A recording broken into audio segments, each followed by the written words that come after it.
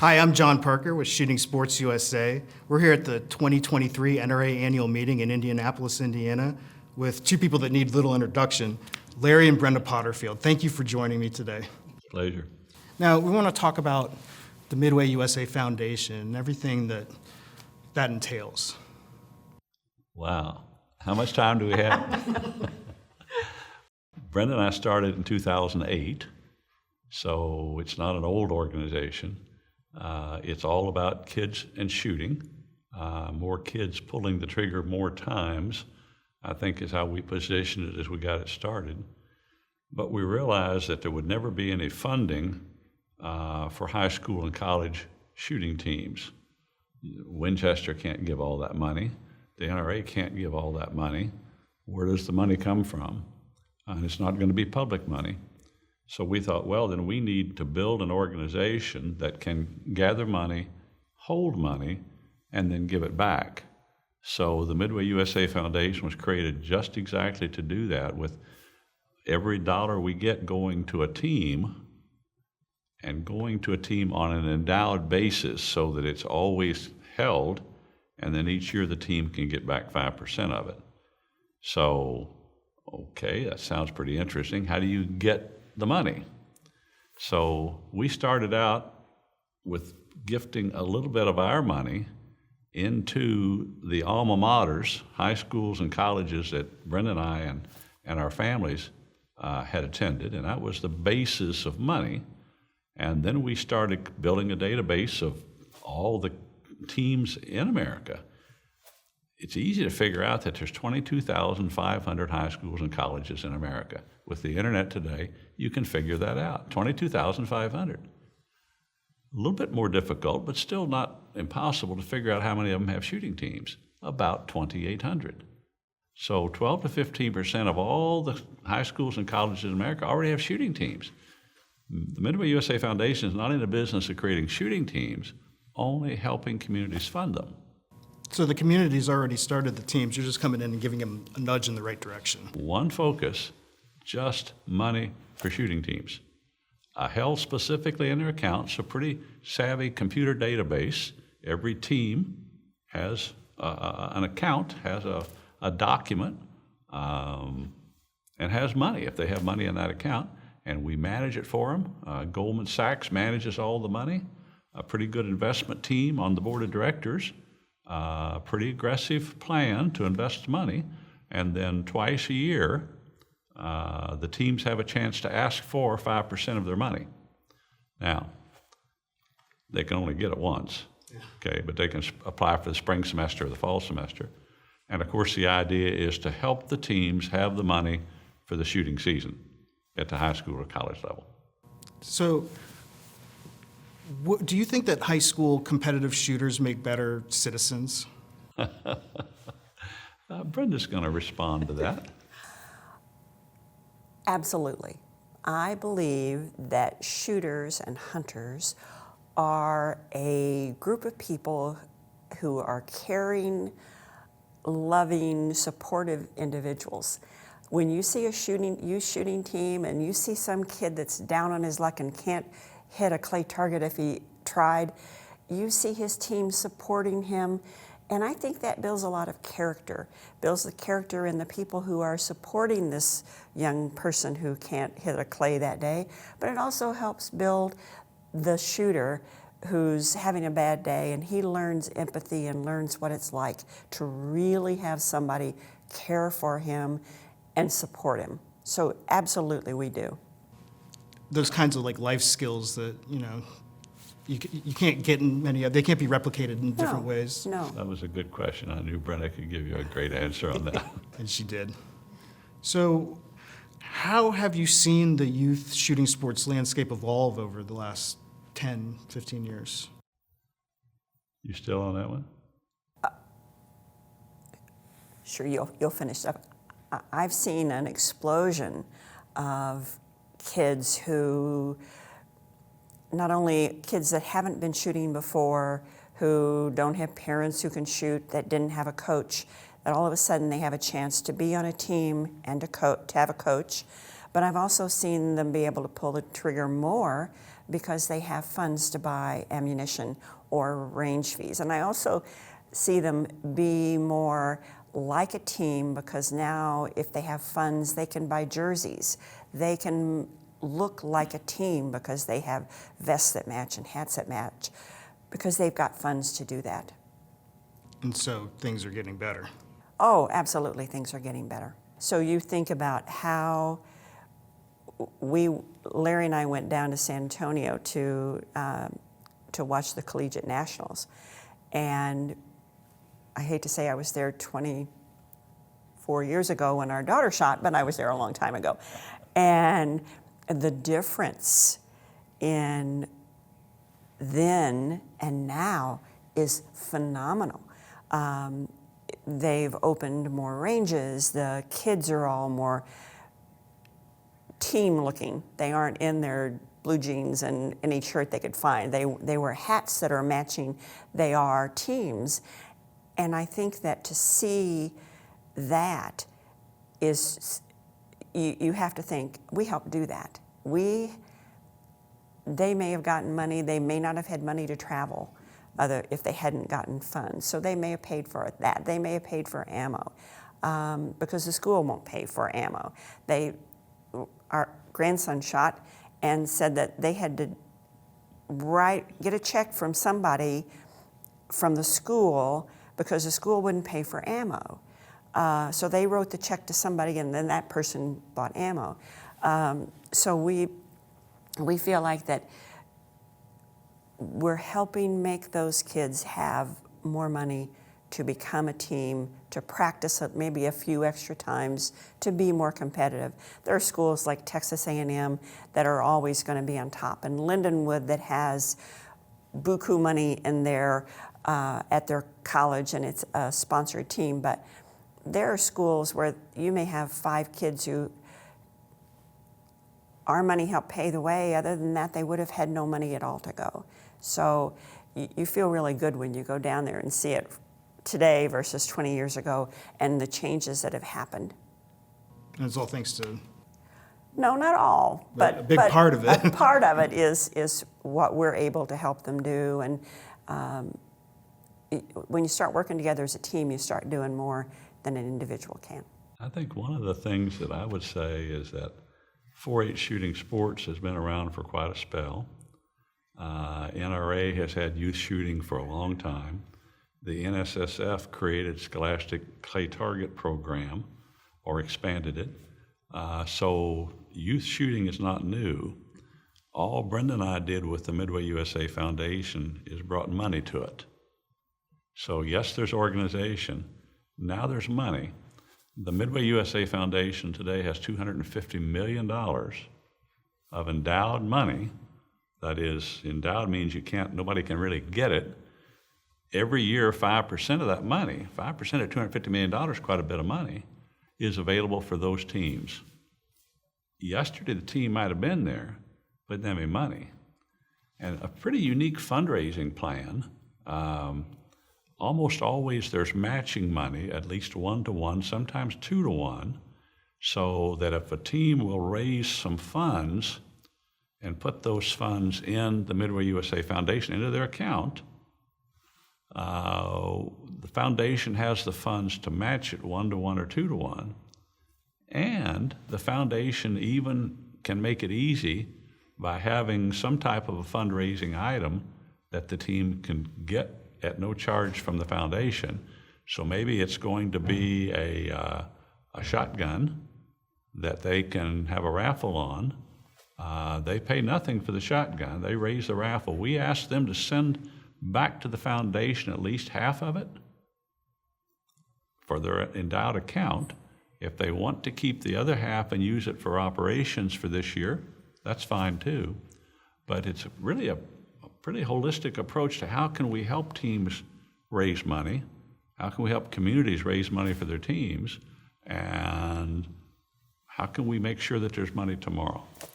How can youth teams get in touch with the MidwayUSA Foundation for help? Can they visit the website or?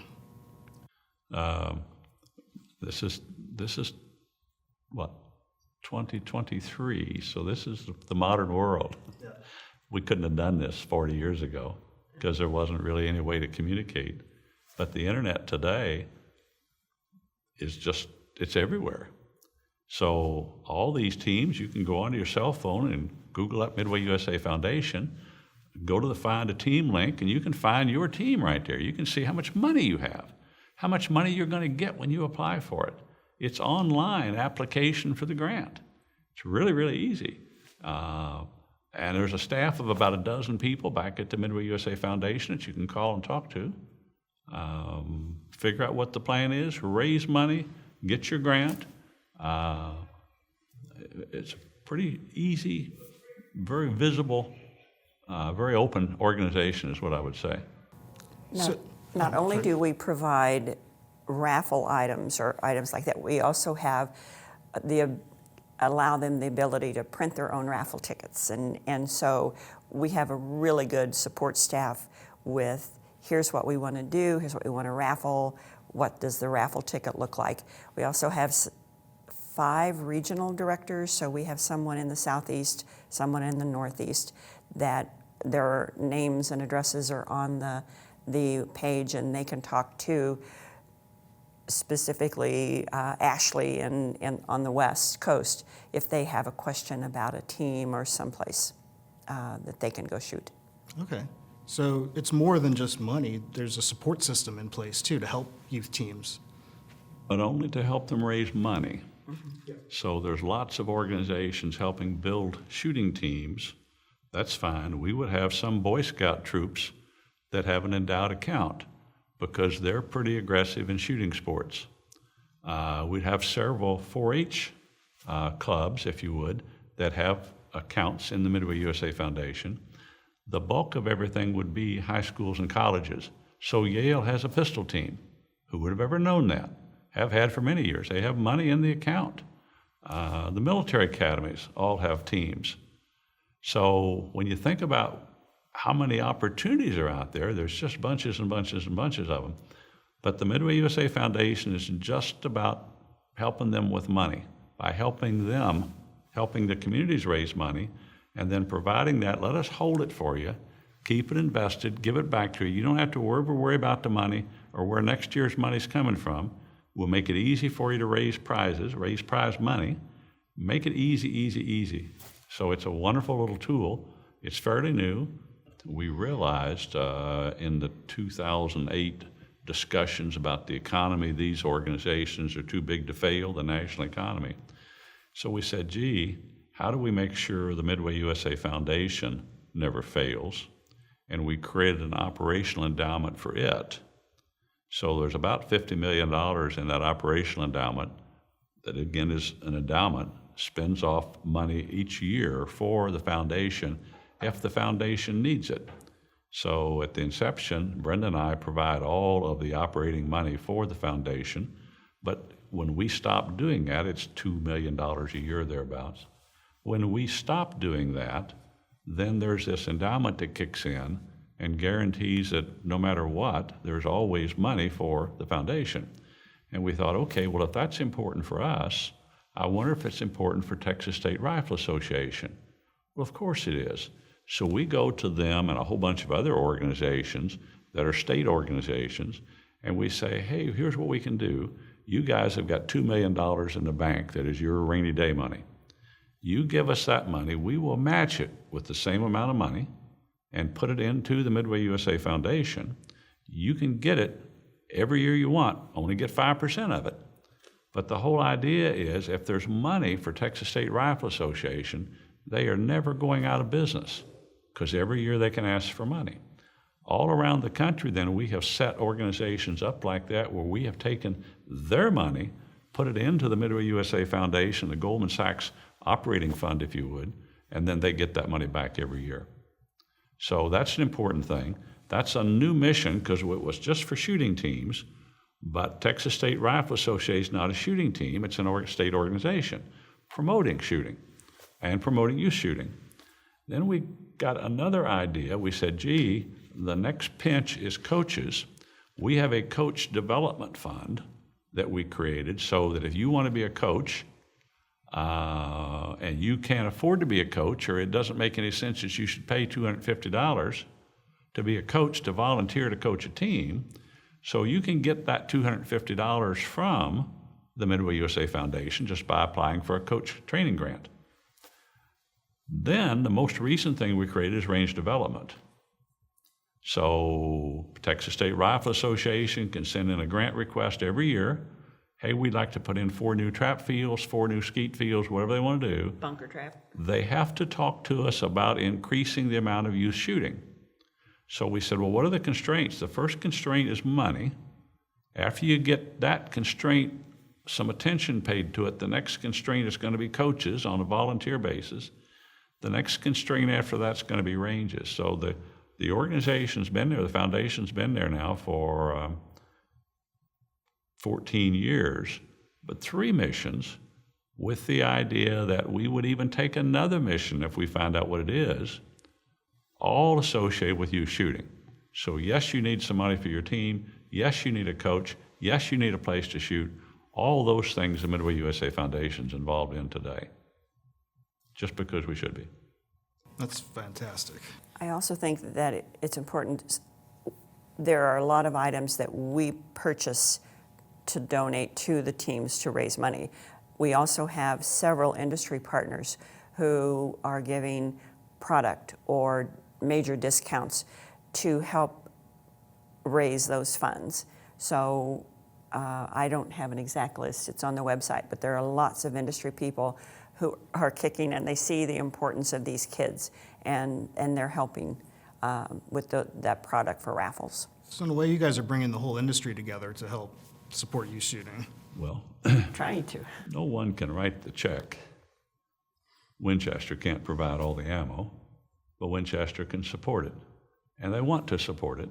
How can they support it? They need somebody that can deal with them however they want to deal with it. So Winchester would think different than Remington, different than Federal, but they would all want to help. So one of the people from Federal, from Vista, is on the board of directors, John Zentel. So a national board, started as just a local board back in 2008, but it's a national board today. People from all over the country on it, keen interest in the industry. So I'd say we're real pleased. I wouldn't say this would be the crowning achievement of Brenda and I, and we're not looking for a crowning achievement for another 10 years. But what a great legacy to have built is, one, a program that is well positioned, that works, and is in a position to continue to grow and work long after the people that helped set it up. That's the most exciting thing for me, I guess. Keep the shooting sports and the Second Amendment growing in perpetuity. Guess what? They're pretty closely aligned. How do you see the foundation in the next 10 years? Hopefully with $1 billion endowed. Lofty goal. Yeah, the more we can endow, the more kids get to pull the trigger, the better it is for the industry, for the child, for the parents, for everybody. As we think about the NRA and 5 million members, the NRA is not going to get 10 million members. There's not 10 million members out there that are going to join the NRA. There's only 2,800 teams now. We're not building teams. We're only helping fund them. I would think you might get to 4,000 teams, 3,500 in 10 years. That wouldn't be the goal. But to get to $1 billion, what happens when high school and college shooting has $50 million going into it? What type of awareness does the public give to it? What type of television shows do you have? What is the national championship? All that stuff just begins to grow and grow. What we've done is created an opportunity for this to be more and more special every year. Most of the things, the organizations we've talked about, frankly, have matured. The NRA is a mature organization in terms of its people, able to get many, many, many things done, only lacking more money to get more things done. Pheasants Forever is not going to grow anymore. Ducks Unlimited is not. Elk and all that kind of stuff. These are all mature organizations. The MidwayUSA Foundation isn't mature yet. I don't think it'll be mature at $1 billion, because I think there's still more teams, and every team wants to raise money, and every dollar they raise is kept. Nobody can stop the foundation from growing because they don't grow on an annual basis, they grow on a perpetual basis. The money that's raised this year is there. Sure, you get 5%, but next year you're going to get 5% or more money. So when will the youth shooting sports program be mature?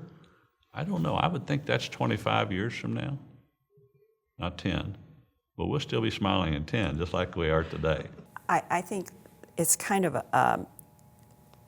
you build on it in that, yes, there are a certain number of high school and college shooting teams, but there are 2 coaches at this team, and this team can't handle any more than 2 coaches because the number. So with coach training, all of a sudden you've got 4 coaches. So you can take twice as many shooters. And if you're shooting more and you've got more coaches, you need more range time, so you build more ranges. So it's all kind of just grows on itself. Then you develop kids who are better shooters. You develop better Olympic shooters because you've got more clay shooters out there. So it all is just a building block that's happening. Not as fast as we would like for it to, but still happening. There's a great staff of people there and a great board of directors, so we get credit for saying we should do this and putting the initial nickels in. But there is a great staff of people that are continuing to drive it and great sponsors too. We don't see that stopping. The design of it is designed so it just grows forever. Every range that you enhance for the youth is enhanced for everybody else. A range can accommodate more than just the kids that are going to shoot there. So I was talking to a gentleman from Lexington, Kentucky, and they have about a dozen high schools shooting in Lexington at this gun club, the Lexington Gun Club, I guess, and they just put LEDs on the trap fields. I've never shot with LEDs, but apparently it's just absolutely fantastic for night shooting at clay pigeons because you can see them twice as good. So all the gun clubs that you've ever heard of around the communities, I would reasonably expect to grow. That's going to be good for all the adults that want to shoot there too. What do the youth shooting sports mean to both of you? I'm going to let Brenda Oh, answer no, that. no. Well, the future is us yesterday, of course, which is youth. You don't get to go back. We've got a couple of grandkids that are here with us today, neither one of which will play conventional sports in high school or college. A granddaughter is an equestrian. Grandson, I don't know what he will be. He's more of an academic. They'll probably both be doing shooting in college. Okay? Well, that's a great opportunity to belong to a group of people that have the same interest.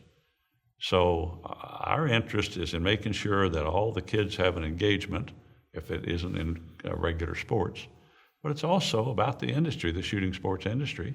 So we've been in it for 46 years now, been involved with the NRA all that time and all the key conservation groups. So, I mean, this is our lives, very important to us. We think it's a pretty great life to have had.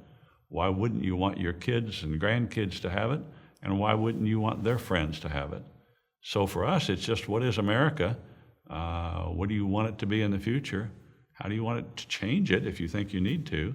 And the MidwayUSA Foundation, that's one of the slogans we use, changing the future. Wow, who can change the future? And I think that we give children, youth, who aren't basketball players, who aren't tall enough, who aren't big enough and brute enough to play football, or no talent to play volleyball, they're still able to be on a team. And it doesn't matter whether you're 4'9" or 6'1", you can shoot. It doesn't matter whether you weigh 90 pounds or 200 pounds, you can pull a trigger. And so it gives you that camaraderie that a team does. And we all need that. We all need to feel part of something. And that's one of the best parts of the shooting sports, the camaraderie and the fact that everyone's on a level playing field. You're all shooting shoulder to shoulder. There is no physical advantages or anything like that in shooting. Right. Yeah, if you think about basketball, if you think about football, when you look at people and say, you were a linebacker, weren't you? Okay, because physically that person looks like a linebacker. Or you should be playing basketball because you're so tall. But shooters are just shooters. If you can see the target and pull the trigger and connect the two, you can break a lot of clay pigeons. And that gives you a lot of confidence. And that can translate into other parts of their lives too, that kind of confidence. Sure. I want to go back to NRA. How does the NRA fit into your vision of the future for shooting sports? See? You want to take that one? You want me to? Okay. The NRA's been around since 1871. Don't think it would have been a youth contingent to the NRA in 1871. It was just there for rifle practice, if you would, for the promotion of rifle practice, because the group of people that formed it were looking at the Civil War and the inability of soldiers to do much, and they said, we've got to change that. So the National Rifle Association, wow. So I would say that the National Rifle Association is integral in absolutely everything.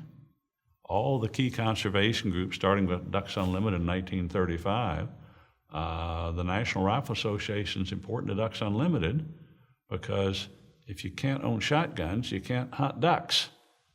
And while Ducks Unlimited is here to help raise ducks and increase the ducks, well, it's primarily so that there's ducks for duck hunters. So now you go to Rocky Mountain Elk Foundation, you go to Pheasants Forever. All these things are intertwined. All the key conservation groups are intertwined with the oldest, the original shooting sport group, if you would, the NRA. So I see them all together, and I see they need to be all together. As we go to these different events, some of the same people are going to many, many, many events, whether it's a Wild Sheep Foundation meeting, or pheasants, turkey, ducks, elk. So we need all of them, and the NRA is the one we need most. Larry, Brenda, thank you so much for joining me today at the NRA annual meeting. It was really great talking to you. To learn more about the MidwayUSA Foundation, go to MidwayUSAFoundation.org. And for more from Shooting Sports USA, go to ssusa.org.